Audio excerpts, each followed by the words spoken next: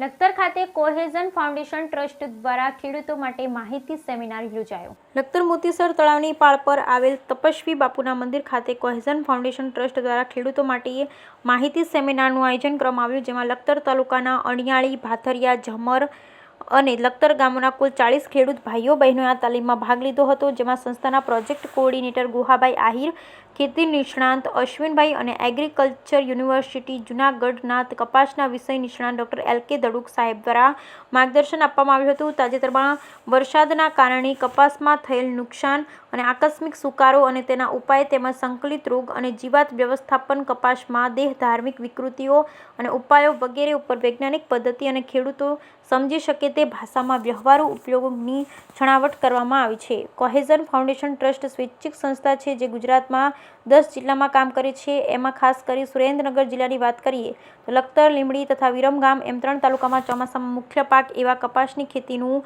વાવેતર મોટા પાયે થાય છે। આ સંસ્થાના પ્રોજેક્ટ કોઓર્ડિનેટર ગુહાભાઈ આહિરે જણાવ્યું કે કપાસની ખેતી કરતા ખેડૂતોએ રાસાયણિક ખાતર અને દવાનો વિવેકપૂર્ણ ઉપયોગ કરવો જોઈએ, કારણ કે આ વિસ્તારની જમીન અને પાણી અને ખેડૂતો પાયમાલ થવાના આરે છે।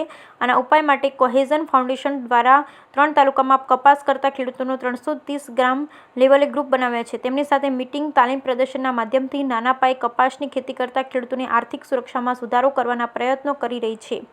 આ સાથે સંસ્થા દ્વારા 32 ગામમાં ખેડૂતોને સંકલિત જીવાત નિયંત્રણ અને પોષક તત્વોનું કાર્ય, ઉણપના ચિહ્નો, ખાતર વ્યવસ્થાપનના ડેમોન્સ્ટ્રેશન આપવામાં આવ્યું હતું। Bureau report, Jayendrasinh Jhala.